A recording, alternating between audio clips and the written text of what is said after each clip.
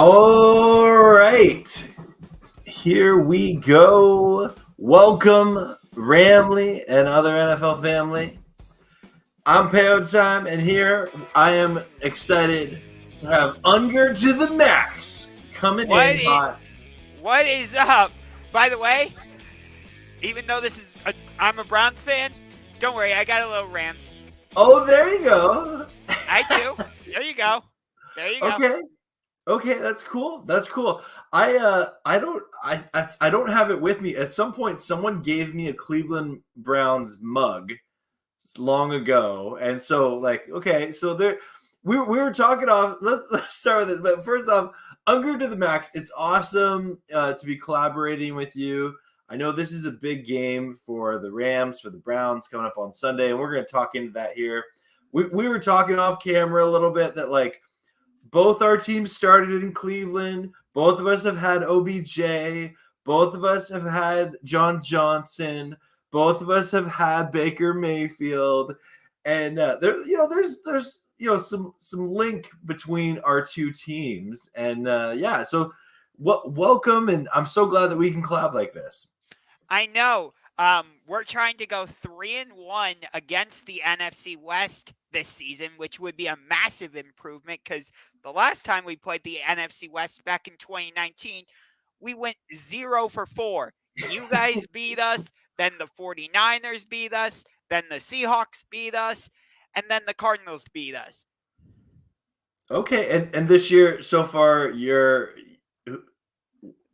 far we've beaten the 49ers. Yeah, we love that. We lost to the Seahawks. I was at that game in Seattle. Cool. And then we beat the Cardinals. So yeah, you guys are the last ones. Okay, well, I'm hoping that the Rams can win. We lost to the Steelers, and then we lost to the Bengals. So we're looking for a win against the AFC North. Now that I think about it here, because we have you guys, then we have the Ravens next week, and they're coming off of a bye, and that game's in Baltimore. But the Rams could really use this win here, that's for sure. Shout out to everyone in the chat. I know you guys know what's important about this game here. But let's maybe start off with this. So, Unger, can you explain to myself and anyone watching what's it been like being a Browns fan, and how shocked are you that the Browns have a winning record right now? We have lucked our way into a bunch of these wins so far. And we've gotten some favorable calls from the refs along the way. I'm not going to deny it. We've definitely, for the example, the game in Indianapolis, we definitely got some favorable calls our way from the refs. Having Deshaun Watson go down for the season, starting Dorian Thompson-Robinson, PJ Walker. Now we're starting Joe Flacco. I know we'll get more into that later in the show. But to have done all that, and yet somehow, someway, we are 7-4. I'm just sitting here and I'm like, how? I don't get it. I genuinely, as a Browns fan, I wish I could tell you, this is reason 1, this is reason 2, this is reason 3, but I can't. The only reasonable explanation I can give you is Myles Garrett and our historic defense. That's it. I guess the run game, but Nick Chubb, we lost him for the season in the Steelers game back in week 2 on Monday Night Football, a game we should have won, but we didn't. So that one was annoying. But anyway, yeah, I don't know.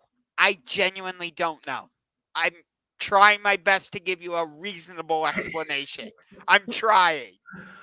Well, and again, if you have a good defense that plays good football, you keep games close, and if your offense can sneak away with a couple of wins that way, that's a formula for winning football games, and it seems like the Browns have been able to do that to this point this season.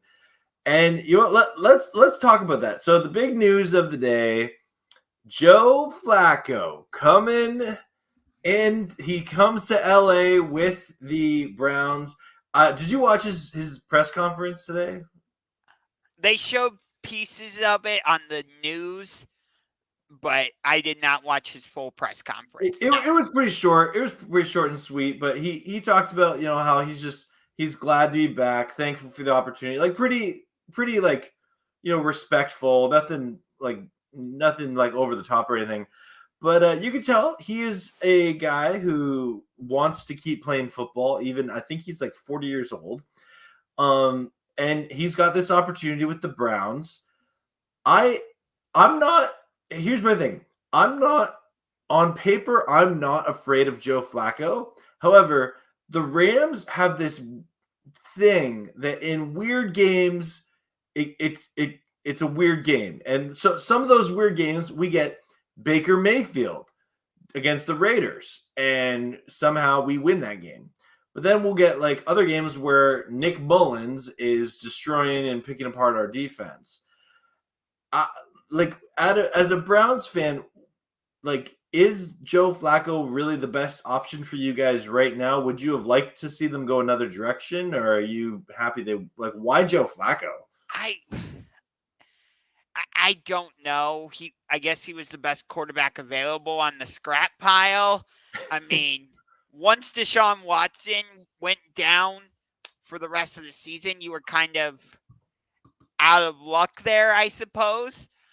Because Dorian Thompson-Robinson, in his 3 starts against the Ravens, Steelers, and last week against the Broncos, he wasn't playing that great. And now he's out this week because of a concussion, which is unfortunate because he went to school at UCLA, and that's where the Browns have been practicing all week. And PJ Walker, he's looked okay in the games he's played in, but nothing spectacular. So I guess Joe Flacco is the most reasonable option. But this is why I wish we had not gotten rid of Jacoby Brissett. Right. Because we let him go to Washington, and I don't think Sam Howell has been the star basically all season for Washington. And I know we tried to get him at the trade deadline, but Washington wanted too much for him. But I don't get it. Like, last season, Deshaun Watson was suspended for the first 11 games of the season, which I've said this on almost every video collaboration I've done since last season to now, and I will continue to say it. The NFL can deny it all they want. They intentionally suspended him 11 games so that his first game as a Brown would be in Houston against the Texans, because the NFL loves the storylines of, he's making his first start for his new team against his old team, blah, blah, blah, blah, blah. I thought the NFL might do that with the Rams and the Lions, that they might make his first Rams start be against the Lions to generate those storylines. Obviously, that didn't end up happening. But still, Jacoby Brissett last season, he beat Tom Brady and the Buccaneers in what turned out to be Tom Brady's last career start in Cleveland. Right. Jacoby Brissett was winning games for us. We were winning games because of Jacoby Brissett. It's not like when we had Baker Mayfield where we were winning games with Baker Mayfield or in spite of Baker Mayfield. Mm-hmm. So I much would have preferred Jacoby Brissett over Joe Flacco, but it is what it is. Joe Flacco, he won Super Bowl 47 with the Baltimore Ravens back in 2012. He won Super Bowl MVP that game, although I personally think it should have been Jacoby Jones. Right. But that's a different discussion for another day. I don't know what to expect from Joe Flacco in this offense. I genuinely do not. So let me ask you a question in response to that. So obviously, leading up to a game, the Rams are going to watch film on our offense and to see tendencies and all that. Well, there's no film on how we play when Joe Flacco is the quarterback. So how do you think the Rams have been preparing all week? That's a fantastic question. And just before I answer it, I will just say, everyone in the chat, I have been starring a couple of your questions and comments, and we are going to get to them later on in the show. So thank you, everyone who's watching. Feel free to like and subscribe, and make sure you subscribe to Unger to the Max, and to get your Cleveland Browns content. So to answer your question, how did the Rams prepare for an offense led by Joe Flacco, who's been, we say off the couch, but really, like, he's been working out. He looks fit. Like, he's an elite athlete. He's 38 years young. I saw Right. that the Jermix here said 38 years old, but 38 years young.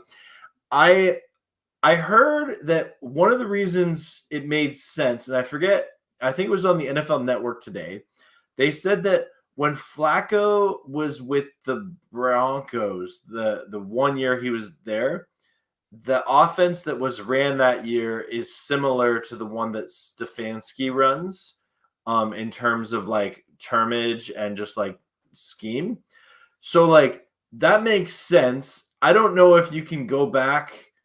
Was that 2018? He was with I forget when he was with the Broncos. Yeah, I know he was with the Jets last year. Yeah, he was with the Broncos for like 1 year, and he only played in like a handful of games. Okay. So like I don't like, maybe you go back and watch a little film there, but I really think you have to just be prepared for a smart quarterback who has seen every defensive scheme and coverage coming at you. And I think if you're the Rams, and if you're the Rams defensive coordinator, Raheem Morris, you have to think you want to put pressure on Flacco early. You want Aaron Donald to show up and go game record mode, collapse that pocket. I do think it is an advantage that Joe Flacco, at this point in his career, he's not considered the most mobile quarterback. Neither of these quarterbacks are. are. Yeah. This is gonna be a pocket precision, passing game. Yeah, you're not gonna see Eddie. Hey, the Rams aren't gonna go, Matthew Stafford, let's call a quarterback a run. Yeah. Even though I will say this, Stafford this year, he's fit, and like we've seen him evade some pressure and extend plays. Right. Before. Yeah, I get that, but it's not like he's not like he's not Lamar Jackson. He's not Lamar. He's not Mahomes. Yeah. He's not Jalen Hurts, Dak Prescott, where you can call designed quarterback runs for them. Yeah. With both of these guys, they're stationary. Yeah. So I'll say this. My biggest concern, and everyone in the chat, let me know your thoughts on this. Myles Garrett, he's been playing at an insane level. He should be in the discussion for MVP. Yeah, definitely. The Rams O-line has been inconsistent this year. They've had some great games. They're coming off of a game where they didn't give up a single sack, and that's because you were playing the Arizona Cardinals. Well, okay, hey, just let me pump up my team, okay? But yes, we were playing the Cardinals, but we didn't give them a sack. But I am nervous. Alaric Jackson, if he's there at left tackle this game, that's not a matchup I like. How can the Rams stop Myles Garrett? Can a team stop Myles Garrett? I have the same freaking question about Aaron Donald. I don't know how our offensive line is going to hold up against arguably a top 3 all-time defensive defense. Remind me, what position does he play? Defensive tackle, right? Yeah, he's a DT. Yeah. Okay. I would put him second behind only Lawrence Taylor. Is that fair? It's a discussion, but sure, for polite society's sake, sure. Okay. I'm biased. I hear you. I wouldn't say Myles Garrett is top 3 all time, but I would say he's top 10. Sure. all Well, time. Is this that year fair? he's at least defensive player of the year this year. Yeah. Yeah, which I think would be his second if he wins it. Um, but I the reason I think Myles Garrett has done so well this season is because he finally has like a Batman, or I'm sorry, I flipped that. A Robin to his Batman. That's what Hmm. I meant to say. When we had Jadeveon Clowney, it, we thought that that would work as Myles Garrett being Batman and Jadeveon Clowney would be Robin. It never seemed to quite gel, but the addition of Zadarius Smith has been perfect because Mm. if you try to double team Myles Garrett, you're going against Zadarius Smith one-on-one. If you double team Zadarius Smith, you're going against Myles Garrett one-on-one. And that's what's really allowed like our linebackers like JOK, Sione Takitaki, Grant Delpit, Denzel Ward, who Denzel Ward is going to be out this game, so I suspect we're going to get a heavy dose of Cooper Kupp as a result Okay. because Denzel Ward, when he's playing, he tends to match up against the opponent's best wide receiver. So, like when AJ Green was with the Bengals, it was Denzel Ward going against him. When Antonio Brown was with the Steelers, I think Antonio Brown was with the Steelers when we drafted Denzel Ward because that was 2018. But you get my point. Yeah. So that does concern me that having no Denzel Ward, I think means Stafford's just going to continuously target Cooper Kupp, which we've seen how well that connection is between the two of them. I mean, that's the reason you guys won the Super Bowl a couple years ago in your own house. Yeah, and I'll be honest, the Rams offense this year though has looked its best when they've actually spread the ball around. And I think the Cardinals last week was a really good get right game for the Rams. And coming off the big division win against Seattle, and then another division win against the Cardinals in just that dominant fashion. You really like to see that from your team. You hope the Rams can go on from that. I am curious to you. In my mind, with the Browns defense playing at the level that it is, this has the makings to be a low scoring game, kind of a punt fest, because the Rams defense has also been playing pretty good as of late. Do you see this being, a game that's like 13-10, like you had against the Steelers a couple weeks ago? No, because this isn't like AFC North football where if it's Browns Ravens or if it's Steelers Ravens, that's a bring your hard hat because it's gonna Mhm. be nasty, it's gonna be chippy. I don't feel like it's gonna be that type of game.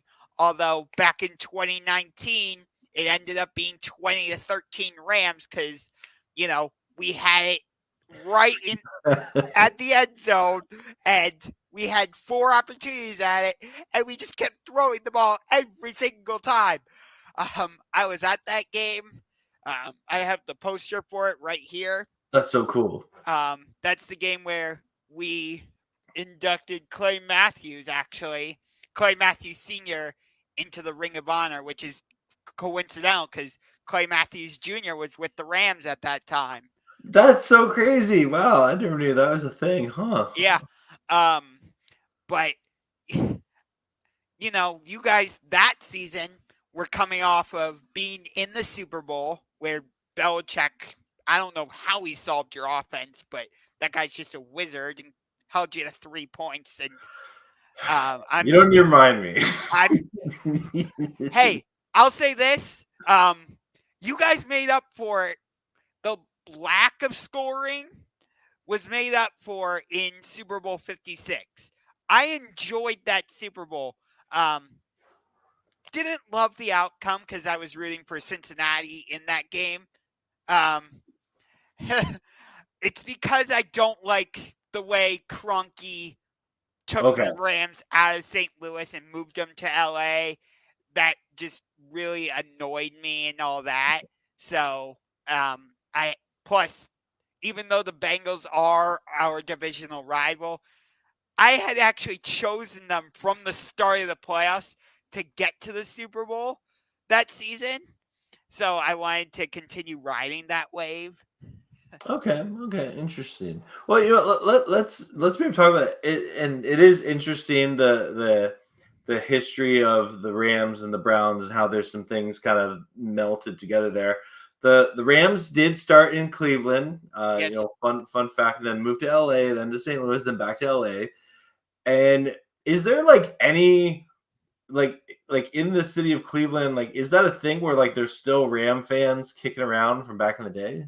Not that I've seen. It's Cleveland is fully brown and orange now. Yeah. Um, you know, basically every home game you'll hear the chant of "Here we go, Brownies! Here we go!" Hoo hoo. For a while, there was a couple seasons where they tried to get a chant going of "Dog check, who," but it never really caught on. It just no. But no, I don't really see any Rams fans around town except for when we played you back in 2019 on Sunday Night Football. Yeah. Um, of course, we had Odell Beckham Jr. at that time, and we had Baker Mayfield at that time. Of course, then Odell leaves us because, his dad and all that. We're not going to get into all those shenanigans, but he ends up with the Rams. He was definitely going to win Super Bowl MVP. I'm not even going to lie. No, until he got injured, he was on track. Yes. Yeah. Oh, for sure. Yeah. And then Baker Mayfield, we trade him to the Panthers. He didn't last there, and he signs with the Rams. And what happens? He somehow gets to the Rams on like 2 or 3 days of work? It was 2 days before the game. Yeah. And he somehow beat the Raiders. Yeah. I don't get it. Yeah, I'll say this. We won't talk too much about Baker Mayfield here, but I'll just say this: like that season was a pretty like hard season to be a Rams fan for a lot of reasons. Baker Mayfield made the latter part of that season tolerable, and like just he came in, and especially like that Thursday night 98-yard drive against the Raiders, throwing that game-winning touchdown to Van Jefferson. Like I'll never forget that. Like that was so cool to see there, and I'm sure you have a couple of those memories with Baker, and to see gritty Baker, and then you saw Baker at kind of more his lower points as well. Yes. That was my biggest issue with Baker, though, was he tried to embrace the Cleveland way of being, a blue collar, chip on your shoulder type of town. That's what Cleveland is. He tried to be that. But after his shoulder injury, he tried to be too much of a tough guy. Tried to be, I guess, too much of a Cleveland guy, if you will, for lack of better phrasing it. Hopefully you get what I'm saying there. But it's like, dude, you are clearly injured. Like, you should not be playing. Go get the surgery. Come back next season and let's see how it goes. But that was my biggest problem, was he just tried to be too much of a tough guy and be like, look at me. And I'm like, no, Baker, that's not what you should be doing. Like, you've had your ups, you've had your downs. Like, let's see what you can do. Go get the surgery. Be healthy. Let's see what you can do in 2020. We never got that chance. And just while you're talking about Baker here, and again, everyone feel free to ask questions in the chat, and I'll star them. But MKI Sports here says, question for Unger. Was Baker Mayfield the best Browns quarterback in the past 20 years? Oh boy. Well, I certainly can't say Deshaun Watson was, because we haven't gotten a full season with him. Right now, I would say Houston is running away with that trade. Yeah. But God, we've had so many quarterbacks in the last 20 seasons. It's hard to remember them all. But, I would say Baker is, of all the quarterbacks I can remember, I would say yes, because, we got to the playoffs with Baker Mayfield for the first time since 2002. I would put Brian Hoyer in the discussion, because we should have made the playoffs in 2014 if management hadn't stepped in and said, no, we want to see Johnny Manziel. Good God, why did we draft Johnny Manziel? Can I like time travel and somehow erase that pick, please? Because that was one of the dumbest draft picks I've ever seen. But, we've also had Jake Delhomme, Colt McCoy, Seneca Wallace, Jason Campbell, Spurgeon Wynn, Thad Lewis, Brandon Whedon, yep, Josh McCown, Trent Dilfer, Charlie Fry, Derek Anderson. This is my biggest issue with the Browns is, like, they go through quarterbacks like it's a freaking turnstile, or like one of those spinning doors that you see when you go into a hotel or something. And it's not just with coaches, but it's not just with quarterbacks, it's with head coaches, it's with general managers, it's offensive coordinators. Like, I look at some of the other teams, like the Steelers, the Ravens, the Patriots, they've stuck with the same quarterback. They've stuck with the same general manager, the same head coach, and they've gotten success from those people. Like, look at the Steelers, 6 Super Bowls. What is it? Three head coaches in 40 seasons or something. Yeah. The Ravens have had a tremendous amount of success under John Harbaugh as head coach. They won the Super Bowl in 2012 with Joe Flacco, won a number of AFC North Division titles, and they've continued to have success with Lamar Jackson. The Patriots, okay, it was more Tom Brady than Bill Belichick, but still, like, they won 4 Super Bowls. I am not saying, I do not believe the Patriots have 6 Super Bowls. I do not believe that. Not all 6 of them are legitimate. Okay. I know. I respect that. I gotta give a quick shout out here. One of my subscribers, loyal subscribers, he's been subscribed to me since I was under 100 subs. Square Table Degenerates here. He's a huge Browns fan, actually. Okay. And, he's wondering, are you east or west side of Cleveland? I am on the east side. And then he said he's 5'11". Okay. I am also, my family's a season ticket are season ticket holders. I personally don't go to every Browns home game. Because I've just gotten sick and tired of all the pyrotechnics they use at Browns games. I have a major fear of that stuff and high sensitivity level to all that. But I am in section 334. Cool. Very cool. Yeah. On that note, I do want to just a couple of things. I don't know if you're aware of this, but so there's a couple of things about this game that's really special for the Rams. Okay. So if you're a Browns fan or you're a Rams fan, you're going to this game, there's a few things you need to know. Number one, the Rams have partnered with One Piece for this game. Anime. I don't know if you follow anime, but there's going to be One Piece characters appearing on like the scoreboard and throughout the game, and there's going to be like fun stations and stuff there. So that's kind of cool if you're into that, and it's going to be interesting. It's more of a fan event thing. The other thing that's huge important, this is major, like top priority. It is the Rams mascot Rampage's birthday on Sunday. And so I don't know what he's going to do. I'm sure they're going to do something for him because Rampage is beloved by the Ramley. So those are some of the things you need to know if you're going to this game. You said off camera that you think a lot of Browns fans are going to travel for this game, and is that a surprise to you, given that it's Joe Flacco? No, the dog pound travels really well. Yeah. It's funny, when I was actually in Seattle, walking around the famous market, I forget what it's called off the top of my head, but there were a ton of Browns fans up there. So and then when I went to the game, I didn't see a whole lot, but whatever. Anyway, when the Steelers were there were a ton of Steelers fans. We know what happens when the 49ers come to SoFi. It might as well be Levi Stadium South.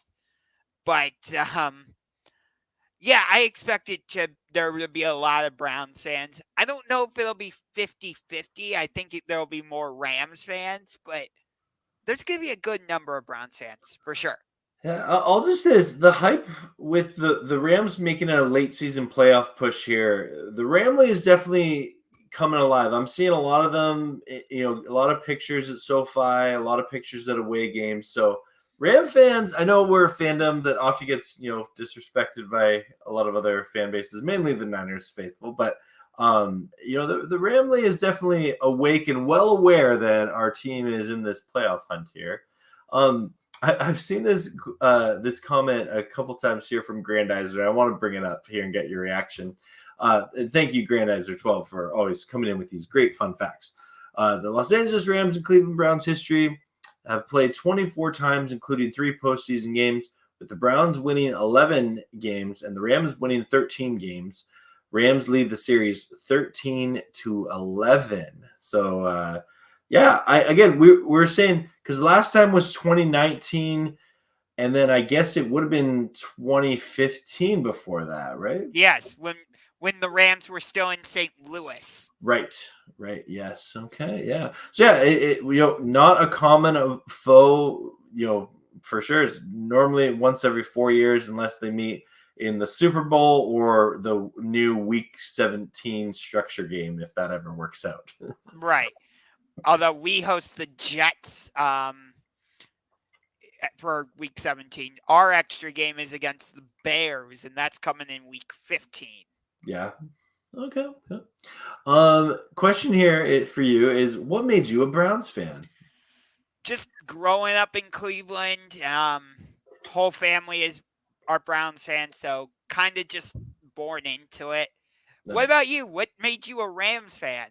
Yeah, so I live in Canada, and I was just born into a family that went to church on Sunday and then came home and watched 9 hours of football together. And everyone in my family cheers for different teams, but when I was a little kid, it was 1999. And greatest show on turf. Yeah, right? Yeah. Kurt Warner, Marshall Falk, Ricky Prohl, Isaac Bruce, Torrey Holt, DeMarco Farr, Orlando Pace. Just like, they were a fun team to watch, right? And like, I remember I would watch them, and then on my PS1 I would play as the Rams. Like, I would like watch them on TV, and then I'd be like, okay, whatever opponent they were facing that week, I would like play in Madden. And they were a really fun team. Okay. And, what part of Canada are you in? Toronto? I've kind of moved around a bunch, but yeah, like I currently live in Nova Scotia, but I used to live near Toronto. Yeah. Okay. Yeah. So which hockey team do you follow, if you don't mind me asking? No, I'm an Ottawa Senators fan, but they're really hard to cheer for right now. Gotcha. Yeah. Okay. Yeah. They have some young players, but they're a poorly managed franchise at the moment. Yeah. I had to ask because you live in Canada, and Canada's, of course, a hockey country. So absolutely, yeah. No, I'm more than happy to talk about that. But yeah, I am a bigger NFL fan than I am NHL personally. I love the sport of football. I love the chess match of it. I love, like, even you look at our two teams, they have so many different storylines going on. The scheme that the Browns run is different than what the Rams do, and I'm really curious about that. And I haven't even got to ask you yet. I've been meaning to. And I know a lot of Ram fans are really excited about the emergence of Kyren Williams. He had a good start to the season, then he got injured against the Cardinals, but then last week was his first game back, and he annihilated the Cardinals. Do you have any concerns of Kyren Williams at the running back position, running wild on you guys on Sundays? Um, we've done relatively well against the run so far this season, so I'm not. But like we held Derrick Henry relatively in check when we played Tennessee. I think Indianapolis had Jonathan Taylor when we played them. I don't remember off the top of my head. McCaffrey got loose against us, but it's the 49ers, so that's kind of expected. With Baltimore, it's Baltimore, so you know what they're gonna do. It's hard to stop their run game because they have one of the most diverse run games in the NFL, I would say. Yeah. So I would say we've done pretty good against the run. But I'm going to flip the question over to you because even though we don't have Nick Chubb, we still can come at you with Jerome Ford. We can still come at you with Kareem Hunt. Are you concerned about the Rams' run defense, knowing that even with Joe, whether it was Deshaun Watson, Dorian Thompson-Robinson, P.J. Walker, now Joe Flacco, our scheme has not changed. We're going to run the ball like 40 times or whatever. So do you think your defense can hold up? That's a really good question. And to be honest, I don't know. I say that as this Rams defense, I think I've really liked what I've seen from it the past couple of games. They're a really young defense, right? Like this is a drastically different defense than what the Rams had last season or the seasons prior to this. There's a lot of young players, a lot of rookies, second year players, third year players, and really like Aaron Donald is there as the vet. Ernest Jones, at the linebacker position, he's our play caller on defense. Where's the green dot? He's someone that will fly around the field. Quentin Lake was doing really well for us, but he's going to miss this game. He's one of our safeties. We still have Jordan Fuller at safety, who's been playing really well. I trust him to fly over the field. But the reason I say I don't know, and there's a lot of optimism, is I firmly believe this defense can put a complete game together. We outside of the Arizona game and the Seahawks game, twice this year, the Rams defense has their quarters where they lock down and they are very hard to run the ball on. But then they give up a big play here and there. And so I'm not saying that I'm scared of the Browns run game, but I think if the Rams are playing with the lead, I'd be much happier if Flacco is forced to throw the ball than if the Rams have to play from behind and the Browns are just going to play the ball hog, drain the clock game, which I think the Browns would wisely try and do. That's when I am kind of concerned about this Rams defense. Okay. Looking at your offense, other than Cooper Kupp, like what other receivers do the Browns need to watch out for? Because obviously Cooper Kupp is like the go-to guy, and I know you have Tyler Higbee, but who else do the Browns need to watch out for? Yeah, I'll be honest, the Rams. The Rams wide receiving core has been a very pleasant surprise this year. Cooper Kupp has had a down couple of games, and he has looked hurt at times, and I'm hoping that this is a get-right game for him. But outside of that, rookie sensation 5th-round pick Puka Nacua has gone pukular, if you don't mind the pun. He's definitely someone that Ram fans have come to love and all the nicknames and things like that. But on top of that, he's just got great hands. He is a great route runner for a rookie wide receiver. And he's someone that Stafford has definitely trusted and depend on. Probably his biggest catch of the year was in overtime. It was his first career touchdown against the Colts. And he caught it. And yeah, so I'm loving Puka Nacua as an emergent talent. Tutu Atwell has developed into a solid wide receiver that teams do have to respect. You'll often see him on doing a fake end around, like he's often in motion before the snap. And yeah, if he gets one-on-one coverage, it's not crazy for Stafford to take a shot downfield to Tutu Atwell because he is a bit of a burner. And then you mentioned Tyler Higbee, who's honestly had a pretty quiet year, except for his last game against the Cardinals, where he got 2 touchdowns and made some clutch catches. But other than that, like Ben Skowronek, he's a special teams captain for us. Sometimes you'll see him in the role. You could mention Demarcus Robinson gets a catch here and there. He's a veteran wide receiver. I wouldn't say he's someone that you're overly concerned about. And so yeah, I'm curious to see how the Rams passing attack goes this game. I do think that this offense in its current incarnation relies heavily on having a good run game, and I think that will start with Kyren Williams and Royce Freeman at running back. Okay. So you were talking about the Rams skill position players. And obviously we know Cooper Kupp is the definitive number 1 wide receiver for the Rams on offense. I've said this on throughout the season, and some Browns fans have gotten upset with me. But for me, Amari Cooper has not solidified himself as the number 1 wide receiver. I mean, he was the number 1 wide receiver during his time with the Raiders, but that's because they didn't really have anyone else. When he was with Dallas, he had CD Lamb. So CD was the number 1 wide receiver.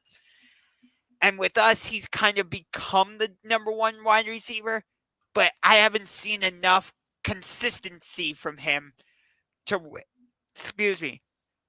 where I can definitively call him the number 1 wide receiver. That's why when I look at the Browns skill position players, it's more everybody has to contribute. It can't be just rely on, a Cooper Kupp in the Rams case, for example. Yeah. I know you mentioned like Tutu Atwell, Puka Nacua, and some of the other guys, but, from my perspective anyway, Cooper Kupp is Stafford's go-to guy. Yeah. Whereas, I feel like Amari Cooper, he hasn't fully become that go-to guy. Like, hey, we need a play. Let's go to player X or player Y, whatever. It's like, when we had Jarvis Landry, he was that go-to guy for Baker Mayfield to bring him back into this, and I thought it was going to work with him and Odell, where Jarvis could be the 1, Odell could be the 2, and everybody else would just kind of fall into place after that, but never quite panned out that way. So that's been one of my biggest things throughout the season is who's going to be that number 1 wide receiver? We got Elijah Moore from the Jets. We have David Bell, the wide receiver we drafted out of Purdue. We have David Njoku, the tight end that we drafted a couple years ago out of Miami. Harrison Bryant. So we have a good group of skill position players, but it's like I don't know if we have that go-to guy, if that makes sense. Yeah, no, that's fair. And I'm like I mentioned before, I'm thankful for the Rams wide receiving core that has developed so that yes, I still believe Cooper Kupp would be considered like number 1, even though he's had a down couple of games. But like I love that we have other players that can step up. And I didn't even mention Austin Tremmel. He's someone who like a couple of games ago he stepped up, and one of the reasons we're able to take on Seattle and win. But yeah, it's hard to cheer for your team when you don't trust the wide receivers, when you struggle to move the ball, when you struggle to make convert third downs. Right. Would you say the Browns offense at times has been kind of in that frustrating? Yeah, at times the offense has been very stagnant. I actually just pulled up the stats for on ESPN. Amari Cooper, he's played in 11 games, 47 receptions, for 86 yards, or no, 86 targets, I should say, 765 yards, averages about 16.3 and 2 touchdowns. Like, to me, that's not like those aren't number one wide receiver type of numbers. Yeah. Whereas you look at Cooper Kupp's numbers, I bet they're higher than that. Or you look at CeeDee Lamb's numbers Yeah. in Dallas, he probably has higher numbers than that. I shouldn't say he probably does. I guarantee CeeDee Lamb has higher Yeah. numbers than that. I'm trying to think who are some of the you get my point. A receiver that can take over a game. Exactly. Yeah. I need when we're in a pressure situation, who's going to be that go-to guy? Yeah. We kind of lost that with Nick Chubb, but we know how the running back position is. It's like 4 or 5 years and then you're done. Yeah. We saw it with the Rams and Todd Gurley, I'm so sorry. But hey, the reason, in my opinion, the reason the Rams have had so much success over the past few seasons, even going back to your days with Jared Goff, is not because of your skill position players, even though you've had Cooper Kupp, Robert Woods, Van Jefferson, all those guys. It's because of your head coach. Yeah, I am so thankful to say, I have seen Sean McVay outcoach other teams before, and he's had his dud performances like any coach has had. Yes. But I have seen Sean McVay outcoach teams before just because he is that good of a head coach. Yeah. I want to say Stefanski is that, but why did we call it double reverse last week in that situation? It made no sense. And there are times when I watch the play calling from Stefanski and I'm just like, what are we doing? Last week against the Broncos, it's like the run game was working. Why are we calling so many passes? It didn't make sense. I'm sure you've had this with McVay, but it's like this play calling does not make sense for this situation. It's why are you going away from what's working? I think that's part of being that's part of being a football fan, right? Yes. Yeah. I feel like maybe I'm wrong, but I feel like it's especially true with the Browns and Rams. I have a couple of really great comments and questions here. I wanna get to here. Sure. So Grandizer asked. He said, "Which 3 players / position matchups will you be watching closely on Sunday?" Okay, so this is for both of us. Yeah. I'll give you one, even though they're not going to be on the field at the same time. But it's 2 of the best defensive players in the NFL right now. Miles Garrett against Aaron Donald. Yeah. This isn't the first time Miles Garrett has kind of been in the spotlight. When we played San Francisco, it was him against Nick Bosa. So this will be another big defensive lineman matchup. Or sorry, I didn't mean defensive lineman. I meant Gary and Donald both played defensive tackle or whatever. So that's what I meant to say. Yeah. You have two of the best, defensive players in the game right now that sure they won't be on the field at the same time, but they're in the same game, right? And I'd agree with that as a matchup. I would also say something I'm really curious about. We talked about it earlier is both these teams and their run game. And I think this could, in my mind, and I could be wrong about this, I view this game as probably going to be a lower scoring punt fest affair, field position, ball control, time of possession. And to win those games, you need a good run game. And so can the Rams with Kyren Williams and Royce Freeman, run the ball more efficiently than Ford and who is your second back right now? Kareem Hunt. It was Kareem. Yeah, sorry, thank you.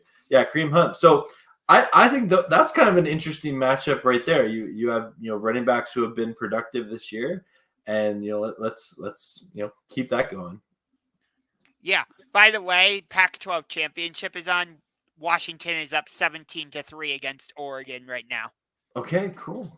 Yeah, I don't follow college football that closely, but that's cool.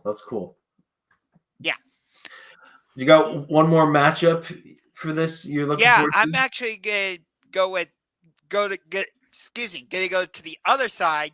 I want to see Zadarius Smith against the offensive line for the Rams. Because as I said earlier, if you double Myles Garrett, you're getting Zadarius Smith one-on-one. So I want to see, can Zadarius Smith take advantage of that against, from what you're saying, is an okay Rams offensive line, but it's nothing spectacular.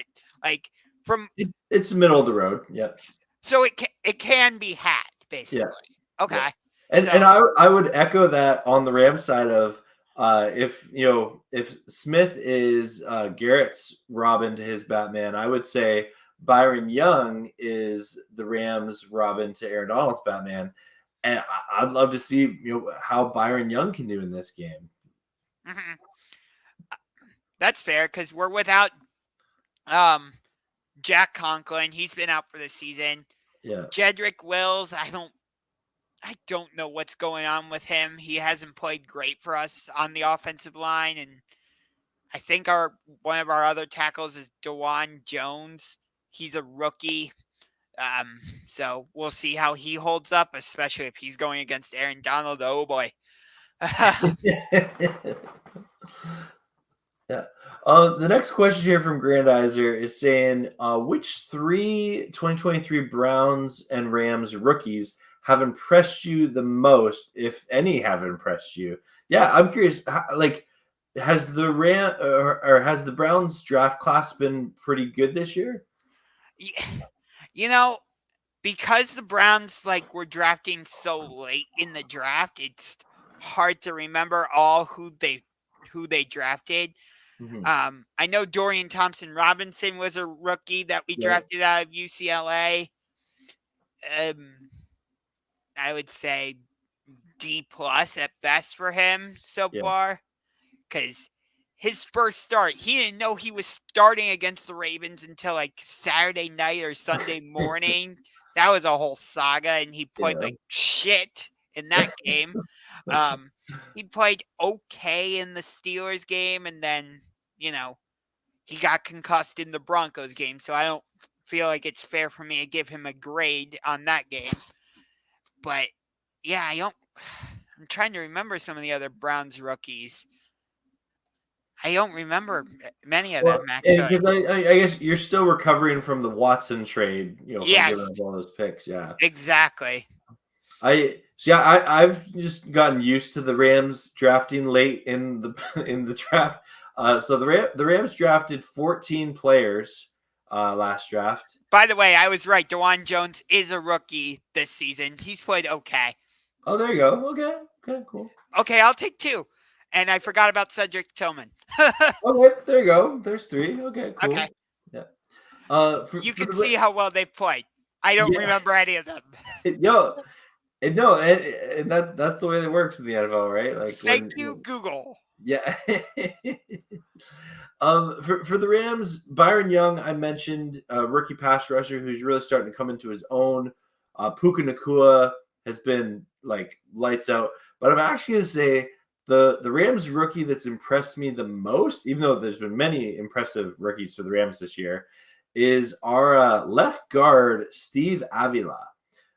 He is just he's a blue chip player, and they got him in the second round, and he's playing. He won the starting job in the offseason, and he has not let go of it. He is one of the best guards that the Rams have had in the McVay era, at least. And so I'm very thankful to have him on the O-line, and that's why it's improved from last year for sure. Yeah, I remember in the beginning of the season, there was a huge Puka Nakua craze. I feel like that's cooled off a little bit. Maybe it's because teams started taking notice of him because of all the craze. You can obviously speak more on that, but it feels like, all the hype that he had in the beginning isn't quite there now. Am I wrong? Well, he had a quiet game against the Cardinals because he didn't need to have a big game against the Cardinals, right? Like Kyren Williams was going off, and that was kind of his game. Puka Nacua, he's still definitely a factor. If you ignore Puka Nacua, you will regret it as a defense. He is a very good football player.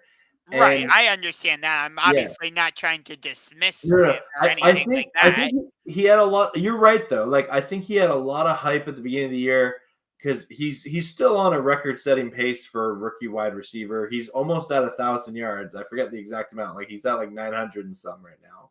And he I think he was the waiver wired darling pick of all the fantasy gurus that were like pick him He was up. Right? doing well for me in the beginning, and then he got injured, and I just got tired of having him on my injured reserve, so I released him. Yeah, so I'm thankful that Puka Nacua is there, and now that this Rams team is like this offense is looking healthy with on the O line with Kyren Williams back, Puka Nacua and Cup there, Tutu Atwell. Like this is an offense that like if they get in rhythm, they can put up points. Yeah. Completely separate note, but what I'm annoyed about is that because this game is on at like 4:30 on Fox, we won't be able to watch the big showdown between the 49ers and Eagles in the NFC Championship game rematch. And I'm like, no! As much as I want to watch Browns Rams, I want to be able to watch 49ers Eagles at the same time. So, like NFL, could you have maybe flexed 49ers Eagles into Sunday Night Football? Perhaps, maybe. I'll never understand the NFL flexing schedule, and yeah, like that's definitely a big game that's going to be interesting to watch. Personally, like I've had Rams games where I'm watching and there's other games going on, and my phone's lighting up of like scores from other games, and then I'm just like, nope, focus on the Rams, focus on this game. Oh, I know you. I watched some of your prediction videos. You picked the Rams to win every game. Oh yeah. Oh no, I'm a homer when it comes to picking the Rams every time, and I'm no shame. See, I'm not like that. Even though I'm a diehard Browns fan, as you can see, Yeah. I'm an objective Browns fan. If I don't think the Browns are gonna win, I don't pick them. For example, because we're so banged up coming into this game, we're down to Joe Flacco as our starting quarterback. Denzel Ward is not playing. Myles Garrett, I think, is a little bit dinged up, but he's going to try and give it a go on Sunday. I would pick the Rams to win this game. Actually, a little bit higher scoring than what you're saying. Okay. I would go Rams 31, Browns 23. Interesting. Okay, because again, I have a hard time predicting scores. I'm rarely ever right, like most people are. But like I personally just think it is going to be a lower scoring game, like a 17 to 9-ish game, something like that. I do think, given the circumstances the Browns have on offense, they will struggle to put points up on the board. Yeah, I have no idea how we're going to score 23, but I'm just going with it. Yeah, yeah, no, that's fair. That's fair. Yeah. And who knows? Maybe Flacco just comes in and he has that journeyman, Super Saiyan game that you see every now and then, right? Mm-hmm. It's like, hey, where did that come from? Yeah.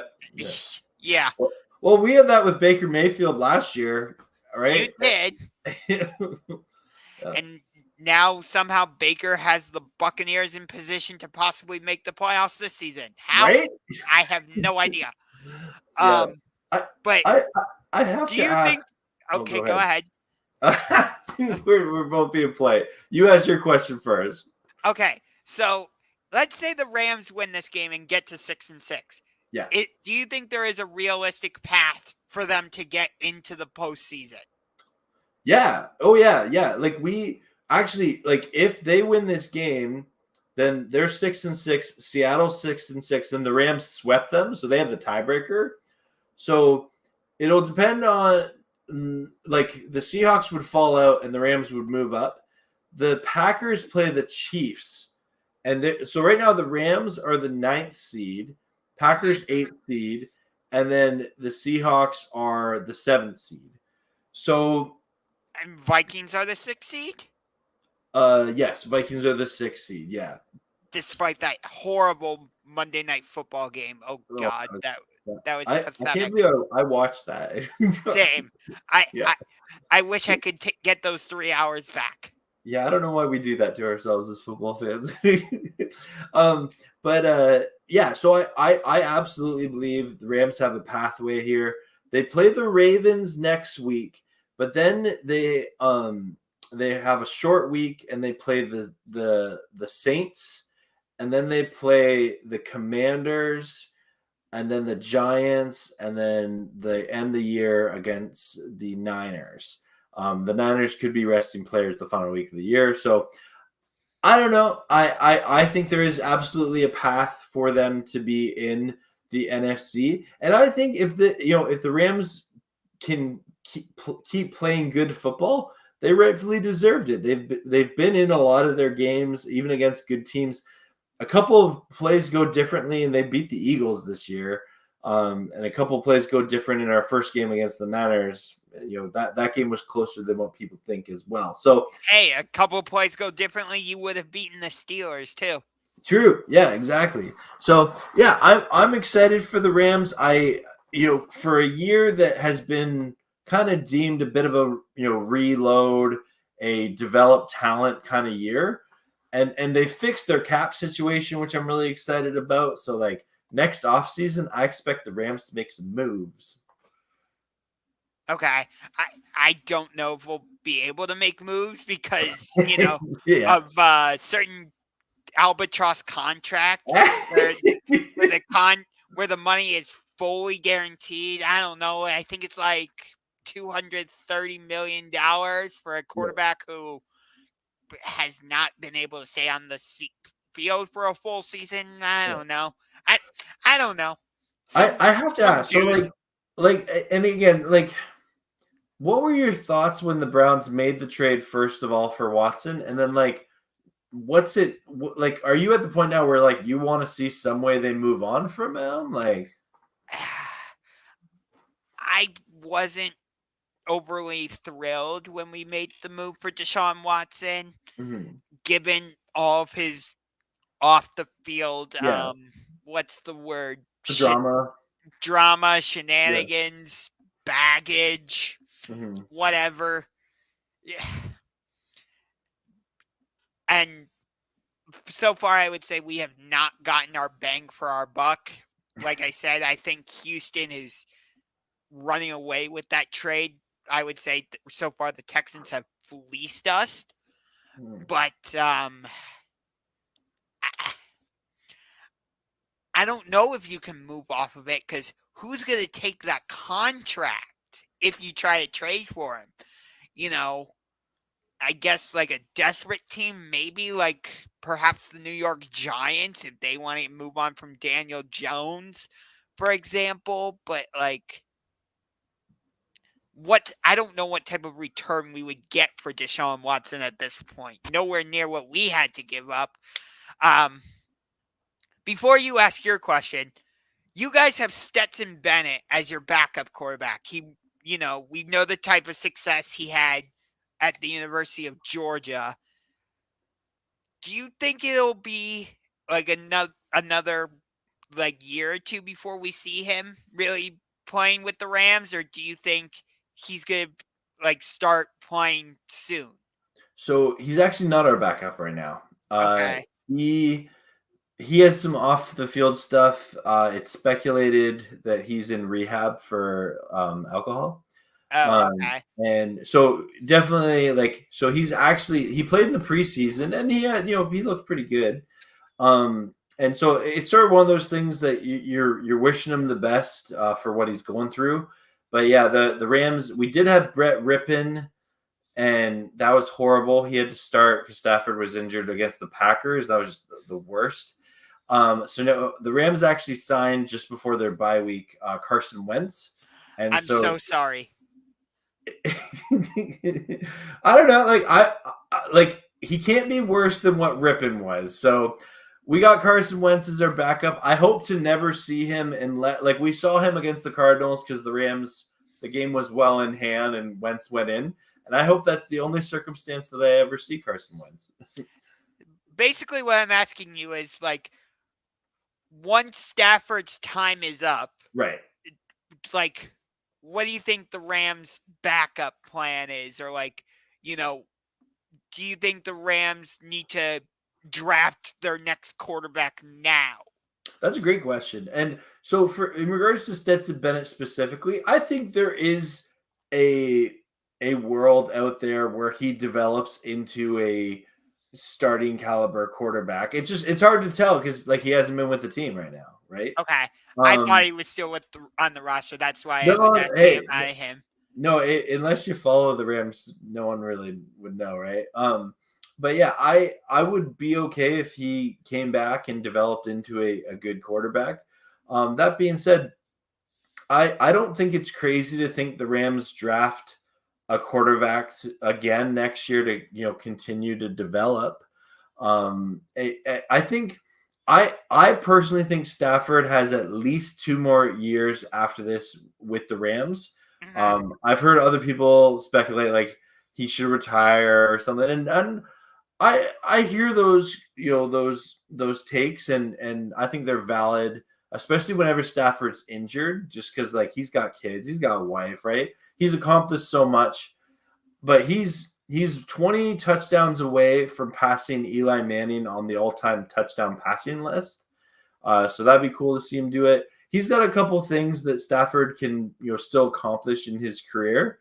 And yeah, I would love to see him have some more playoff success. And so, yeah, I don't know if that directly answers your question, but I think the Rams are pretty content with Stafford as our starter for the short-term future. Okay.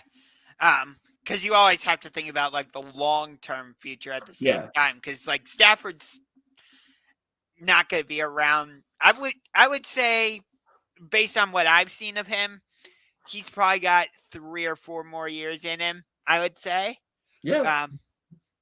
So I think you can still get something out of him, but like maybe you should start looking at like a quarterback to develop behind him if Stetson Bennett, doesn't get his life figured out. Obviously, like I want him to get Yeah. this issue sorted out, and I would love for him to, end up being a starting quarterback because he played great at Georgia. You know, he's familiar with that stadium because he put 65 points on the board in, Yeah. in one of the worst national championship games I have ever seen. Oh boy. That's why I don't want Florida State in the college football playoff, but that's a different discussion for another day because I don't want a TCU situation again. But, I think it would have been interesting if, for example, if the Rams had been able to grab Max Duggan from TCU. I think he's with the Chargers now, if I'm not mistaken. But nonetheless, like, if we move off Deshaun Watson, I don't know what our backup plan is because I don't trust Dorian Thompson-Robinson. PJ Walker hasn't shown me enough to where I'm like, yes, he can be our quarterback of the future after Deshaun Watson. Yeah. No, like the reality is if the Watson thing doesn't work out for the Browns, that is a type of trade that can cripple your franchise for a few years, right? And so especially when you have a Super Bowl caliber defense, ready to go, right? And so like I'll be honest, that was one of the frustrating things way back, like with Sam Bradford for the Rams. We had so many great players on defense, like Chris Long was here, Robert Quinn, James Laurinaitis, Alec Ogletree, and you felt at times they were just wasting their career because there was inconsistency at the quarterbacks. Quarterbacks couldn't stay healthy. Like you're on it right now. The QB carousel, that is not a fun ride when you're an NFL fan, right? No. I mean, you did have the random game back in, I think it was 2014, when you somehow beat the Broncos in St. Louis when they had Peyton Manning. I still have no idea how you did that. I do remember that was a really interesting game. And like again, like going back to that era of Rams fandom, there was always a couple games that the Rams played really hard and like just you're like, oh, okay, I guess the Rams win. But then again, it was the Fisher 7-9 era, right? Yeah. We kind of had the same thing in 2014 where like we would beat the Saints and we got some of these other big wins, and then it's like, how do you lose to the Jacksonville Jaguars? Like in week 6 of that 2014 season, we beat the Pittsburgh Steelers at home, but then we come back the next week and we lost in Jacksonville against the Jaguars. How?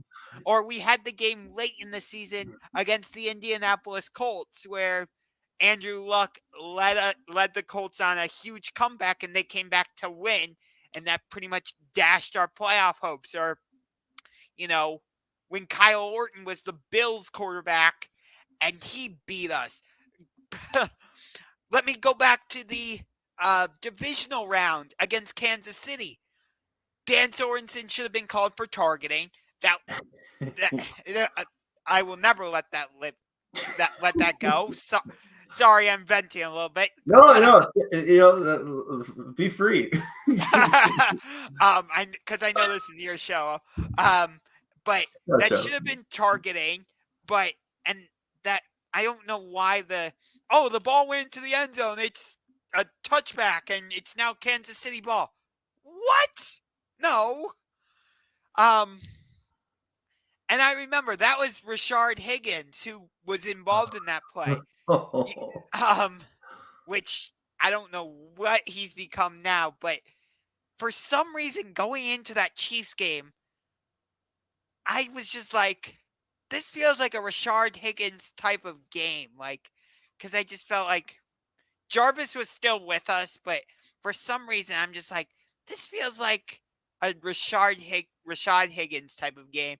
And of course I was right, but for the wrong reason. I'm like, oh, come on. Really? Well, and Unger, I do want to touch on that because we talked earlier about what this game means for the Rams and the playoff implications. What does this game mean for the Browns? If the Browns somehow did win, what would that mean? Or if they do lose, what does that mean for the Browns? So right now we're 7-4. We're in the wild card, but Denver has the tiebreaker over us. Right. Pittsburgh's also in the mix. Indianapolis is in the wild card mix somehow. You have the Buffalo Bills in the wild card picture. Houston's there.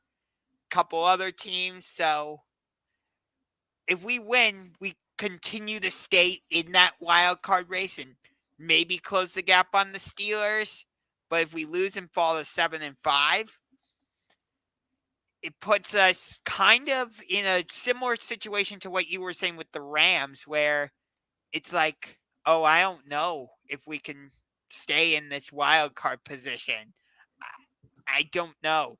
Which, again, I genuinely have no freaking idea how we have gotten to 7-4, given all the issues I've talked about throughout this show. I have no idea. I wish I could tell you other.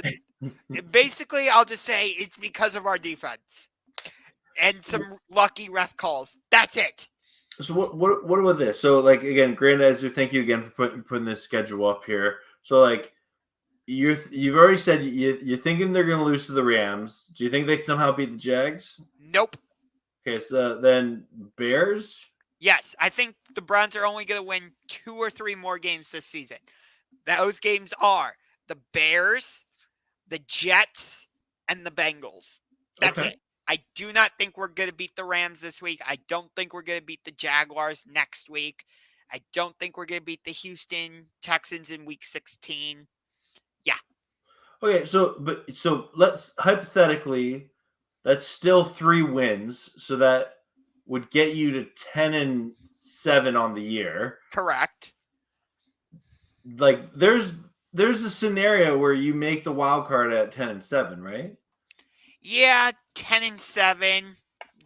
Theoretically there is, but it depends again on what Pittsburgh does. Buffalo, Right. or not Miami, because Miami's going to win the AFC East. But Pittsburgh, Buffalo, Indianapolis, Houston, Denver. You know, you got all those teams in A the lot. mix. Of course, Houston and Denver play each other this week, so that's going to get sorted out. But Do you think there's any chance that Stefanski gets fired if the Browns were to miss the playoffs this year? I don't think so because he hasn't had a full season with Deshaun Watson Yeah. yet. I think that buys him another year. I mean, we haven't. I don't. We haven't been horrible under Stefanski, so I think he hasn't done anything egregiously wrong to where he should be fired.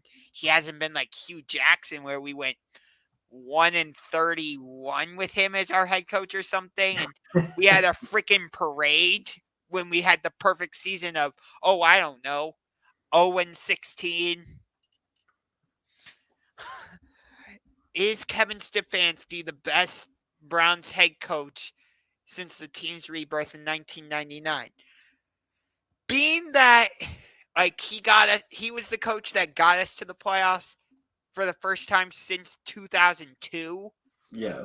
I would say, and given what he had to go through with the whole Baker Mayfield situation and now this Deshaun Watson crap, I would probably be inclined to say yes. Although I really liked Mike Penn as our head coach, especially when Kyle Shanahan was our offensive coordinator. I thought that was a great pairing. But there's not a lot of competition. Eric Mangini was okay when we had him. I mean, he beat the Patriots in a surprise upset, but that was mostly because of Peyton Hillis. Wait, wasn't that was Brian Hoyer the quarterback of that game? I don't remember if Hoyer was the quarterback in that game or not. I vaguely remember Hoyer, like his first start as a Brown, beating the Patriots.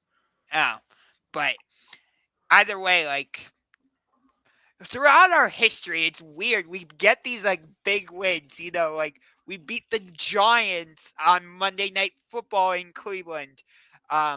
We beat the defending Super Bowl champion Saints in New Orleans. We beat the Patriots thanks to Peyton Hillis. We've had our moments, but you guys, you have what, 2 Super Bowls? The Browns don't know what a Super Bowl is.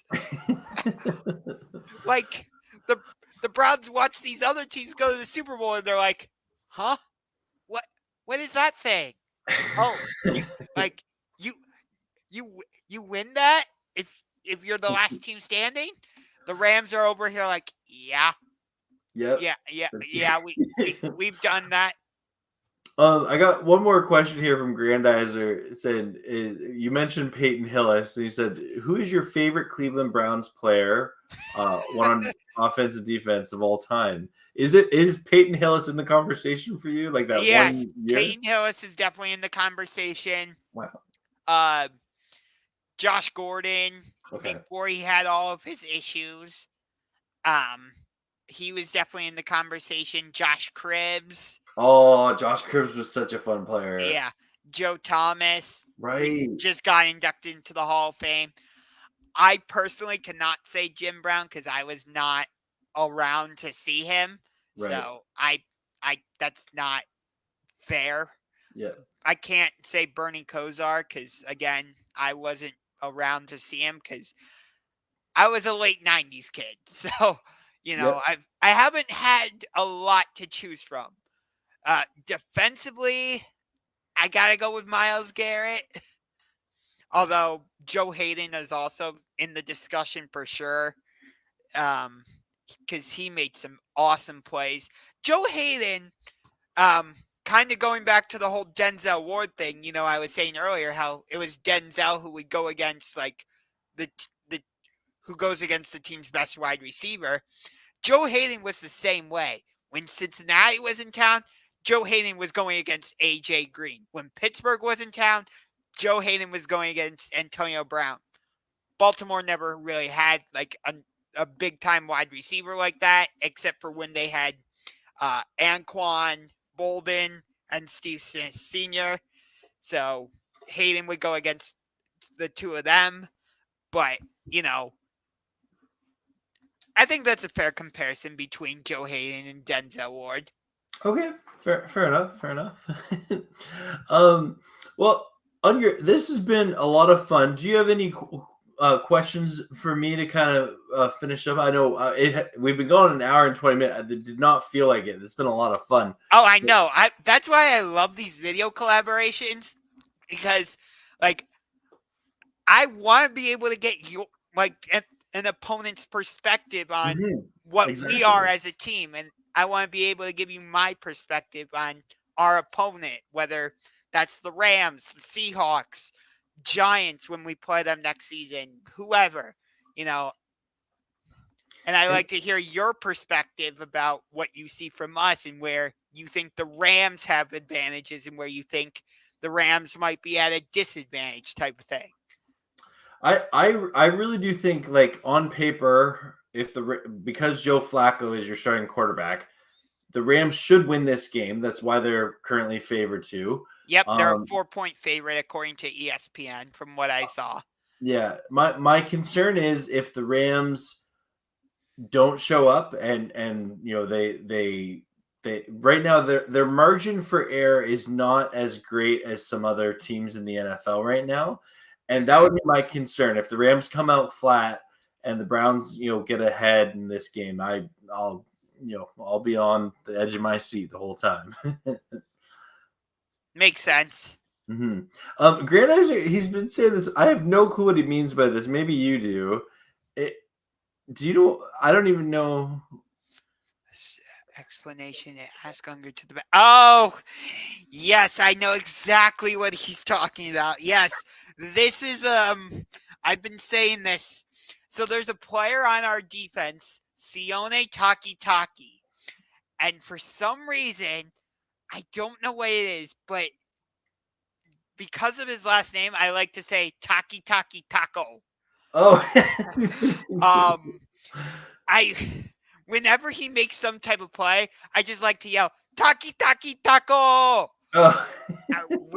How that he started doing that, I don't know. But it just kind of happened, and I guess if I get a big enough following, I'll turn it into a freaking t-shirt. There you go. Yeah. No. I mean, hey, I'm already at 539 subscribers. Maybe if I get to 1,000 or whatever, I can make a shirt that says Taki Taco. I don't know. Who knows? Maybe that's an incentive for people to start subscribing. But I really need to get into the kitchen and construct a Taki Taco because I have no idea. I have no idea I have no idea where I got it from, why I started doing it, what a Taki Taco is. It's just kind of there, and I guess it's caught on. Okay, fair enough. That's good to know. Good to know. Thanks for that shout out, Grandizer. And again, shout out everyone in the chat. I'm sorry we didn't get to all your comments here, but where can people find you? Yeah, so you can follow me subscribe to my YouTube channel, Unger to the Max. It's right there, and it's spelled that way. I am also on Twitter, although I think so. You can follow me there. I've been tweeting more recently.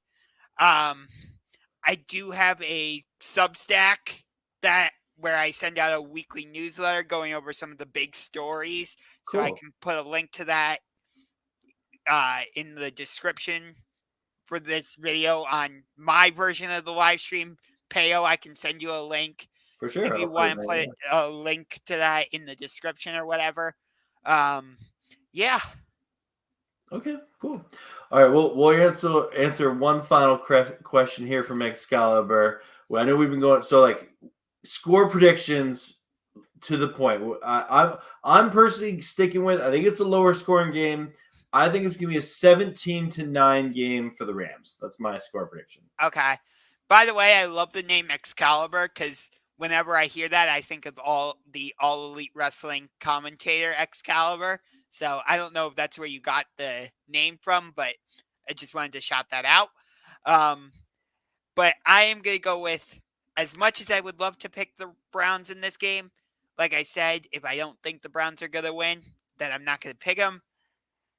Rams have been playing better. We're on our fourth string quarterback. I have no idea how Joe Flacco is going to play, so I am going Rams 31, Browns 23. How the Browns scored 23, I have no idea. Okay, fair enough. And I got Rams aholic, my fellow Rams content creator. Thank you so much for the $4.99 super chat. That's so incredibly kind of you, my Rams brother. And he's saying Rams 21-13. Okay, awesome. Well, everyone, that's going to do it for us. Thank you so much, Unger. This was a lot of fun, and good luck to your Browns. And I'm sure we'll collaborate again in the future. Oh yeah, if we don't do a post game video, I'm sure we'll see each other in 4 years when you guys come to Cleveland or the Super Bowl. Yep, Browns getting to the Super Bowl. I can only dream. Have a great night, everyone. Fantastic weekend. Bye. See ya.